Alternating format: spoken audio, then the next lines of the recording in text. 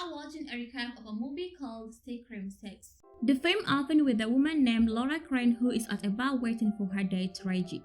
He claims that he's lost and asks to call. Laura and Reggie begins to banter on the phone over their first date and Laura's career as a film study professor for slasher films. She talks about setting traps in popular slashers before Reggie asks her to go outside and help him find where the bar is. She does so and goes down an alley when he says he's going through one. Laura walks down the alley and hears the voice of none other than Ghostface. He taunts her for falling for a horror movie cliche of walking down a dark alley and alone, before proceeding to brutally stabbing her. He stabs her several times until she is dead. The Ghostface then removes his mask to reveal himself as Jason Carver. Jason starts walking back to his dorm when he meets with Tara, who is on her way to a frat party. He goes back to his dorm room that he shared with his roommate and friend Greg. Jason gets a call from Greg as he also hears the Ghostface voice speaking to him. He asks his friend to turn off the Ghostface voice modulator. They talk about killing of Laura Crane and it turns out that Laura was their professor and Jason calls her for grading his paper. But Jason and Greg's real goal is to murder Tara and her sister Sam, just to finish the film that Richie Koch was trying to create. Greg then tells Jason to find him, eventually coming upon the real Greg's bedroom man stashed in a fridge. The man he's been talking with wasn't Greg. The real Ghostface emerges and stabs Jason. He keeps stabbing him until he's dead. Now we see Sam at a therapy session with Dr. Stone, as she has still not fully recovered from the last killing. A rumor is spreading that Sam orchestrated the killing spree due to her being a serial killer's daughter. Stone appears uneasy when Sam expresses a certain satisfaction for killing her ex-boyfriend after he betrayed her and tried to kill her and her sister. Sam returns to the apartment that she shares with her sister and friends, plus Quinn and Ethan Landry. Quinn tells Sam that Tara is at the party, despite Sam telling her not to go. Before Sam goes to find her sister, Quinn notices that Sam checks out her neighbor, Danny. But after what happened with her ex-boyfriend Richie, she's not ready to date again. At the party, Mindy is with her girlfriend Annika when they notice Tara very drunk and about to go upstairs with a drunk frat boy, Frankie, to hook up. The girls plus Chad step in even though Tara insists that she is consented. But Chad and Frankie get into a fight before Sam finally arrives and tases Frankie in his roles. The group gets Tara out, but Tara is so angry at her sister for butting in on her personal life when she is too scared of what happened to them. Moments later, Sam is harassed by a group of women who taunts her and throw a drink at Sam while calling her a murderer.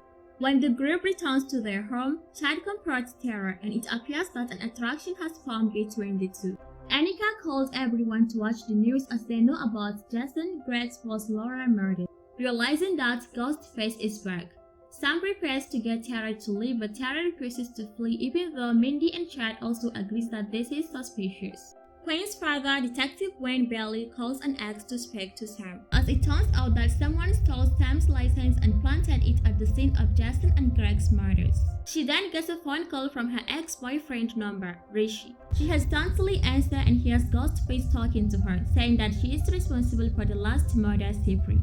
Ghostface emerges and tries to stab Tara, but Sam pushes him up and they run into a shop. He follows and kills two customers before the manager tries to shoot him with a shotgun. The killer jumps on the manager and stabs him before disarming and shooting him dead. Ghostface stalks the sisters before they manage to push a shelf onto him and run outside as the police arrive. By the time they get there, Ghostface has run out the back of the store, leaving only his marks behind. Sam and Tara are brought to the station to meet with Quinn father Bailey. He is then informed that the FBI is moving on the case to Kobe Reed, one of the last killing spree survivors. Kobe knows Sam from when they went to high school together and she shares a lot with their Ghostface history. As the sisters leave the station, they are swarmed by reporters including Gail Weathers, also a previous Ghostface killing spree survivor. But Sam and Tara have grown to understand Gail since she ended up writing a book about what happened to them, and also referred to Sam as unstable and a born killer. Sam attempts to punch Gail but she dodges, only for Tara to sucker punch her. Gail tries to explain herself and apologize for what she has done. Dr. Stone is in his home when he hears someone at his door. As he goes to answer, he finds Ghostface there. He breaks through the glass in the door and smashes Stone's head against the vase, before fatally stabbing him in the face. Ghostface then enters the home and steals Sam's patient vial. Mandy gathers her brother, Sam, Tara, Annika, plus Quinn and Ethan to discuss what Ghostface's motives are this time around and the rules that they are following now, because they are in a new city with higher stakes and more potential suspects, to the point that even the survivors of the last killing spree are suspects. Back at the apartment, the group watches the news over how Stone was murdered, and Sam is now the chief suspect because of the video the obnoxious girls from the night before posted. Sam tells Tara how hard it is for her to experience this kind of hate, but Chad and Mindy step in to see how they all love Sam, and Chad even named them a couple. Across the way, Danny sees Ghostface in Quinn's room and tries to alert Sam, who just tells the others about them hooking up, but she ignores his call. They then overhear Quinn struggling with Ghostface. The couple pulls Annika across the door and Ghostface throws Quinn's dead body at them. He also killed the guy she was hooking up with. Tara and Chad run out, with Ghostface left to attack Sam, Mindy, and Annika. He stabs Mindy in the shoulder and Annika in the gut, nearly bleeding her out before Sam hits him with a knife holder. When Tara realizes the other three are still upstairs, she and Chad run back. The ladies barricade themselves in Quinn's bedroom as they are spotted by Danny. He gets a ladder out for them to climb on over to his apartment. Sam makes it over first, and Mindy tries to get Annika over so that she can hold the door back. But Annika knows she is too weak to go first. Mindy makes it over and Annika attempts to cross, but Ghostface breaks in and checks the ladder. Sam tries to grab Annika's hand, but Ghostface tips the ladder over, causes Annika to fall, making her smash her face against a dumpster. Before she dies, leaving Mindy mourning her girlfriend's death. The police arrive and Belly mourns for Quinn's death, vowing to silence whoever did this. Sam and Tara offer their condolences before they are met by Calvi and Gil. Gil tells them that she has discovered something that everyone needs to see. Chad and Mindy suspect Ethan because he was nowhere to be found even though he claims to have an alibi. Gil brings the group to a location that Jason and Greg had rented out. It is a museum in an abandoned movie theater devoted to the previous Ghostface killers, from their masks, cloaks, down to the weapon they used to kill each of their victims. Calvi sees the knife Charlie used to stab her, while Sam stares at Billy's mask and cloak, which is in a glass casing. Tara walks out because it is too much for her to be involved in a legacy of Ghostface killers. The group then plans to catch the Ghostface by tracing the location of his call. He calls Sam from Reggie's phone again, and Calvi tracks it to an apartment building. Sam and Tara realize that this means the killer is going after a girl.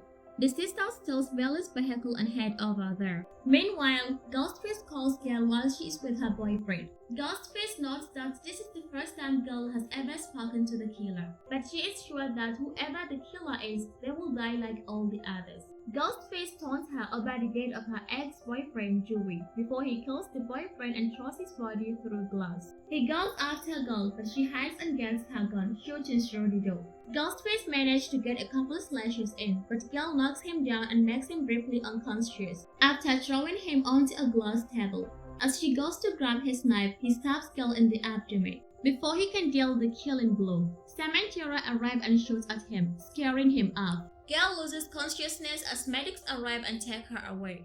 Outside, Sam gathers Tara, Chad, and Mindy. She tells them that she feels the only way for this to end is for Ghostface to have her and finish her off so that the rest of her loved ones are free. But the couple insists on luring the Ghostface to the museum and trap him there with Carver's help. And finally, they contact Billy to let him know of their new plan. The group heads up to the subway, joined by Danny wanting to help his girlfriend. Mindy misses the subway due to a busy Halloween crowd, but she catches the next one with Ethan. On the other hand, Sam, Tara, Chad, and Danny are paranoid because there are lots of New Yorkers dressed as Ghostface on the train. On Mindy's train, she is attacked and stabbed twice by Ghostface. After he disappeared, Ethan pulls her out and had subway workers help her.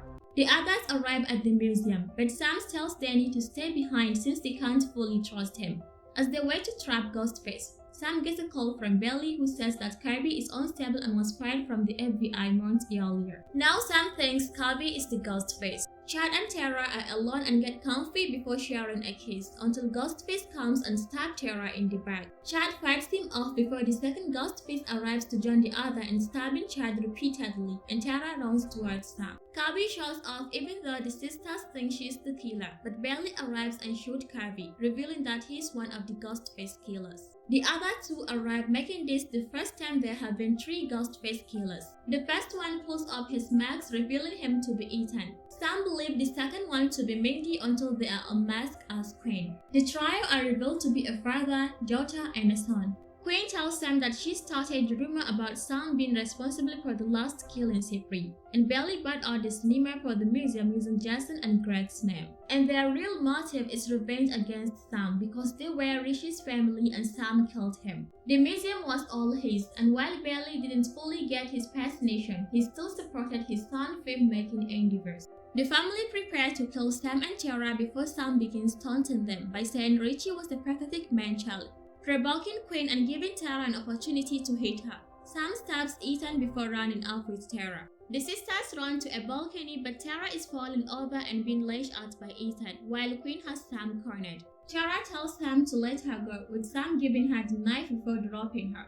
Ethan stabs Tara in abdomen, and Tara managed to stab Ethan in his mouth and twists the knife. Sam taunts Queen over losing another psycho brother, and Queen runs after her only to get a shot in the head. Belly is enraged at losing all his 3 children, and Sam is out of bullets to finish him off. They charge toward each other and fall over the balcony. Belly wakes up and hears Sam calling him using the Ghostface voice modulator. She has him trapped and then proceeds to brutally stabbing him repeatedly. Sam deals the killing blow by jamming her knife into his arm. Sam and Tara reconcile over their strained relationship, which gets ruined when a not-dead Ethan goes for one last attempt to kill, until Kirby finishes him with the TV that Sydney used to kill Stu. Danny then shows up with a group of cops, and the group receives medical attention. While Tara mourns for Chad's supposed death, he is well out, injured but alive. She kisses him again and he is assured that they are the cover when Mindy arrives. Mindy again is disappointed that she was actually right about the killer this time but missed their evil motive monologue. Before leaving, Sam opens her bag revealing that she has taken her father's Ghostface mask. She drops it in the street race before joining Tara as they walk back into the city. And this is the end of a recap of a movie called Secret 6. And please don't forget to like this video and subscribe to my channel for more interesting videos. Thank you for watching.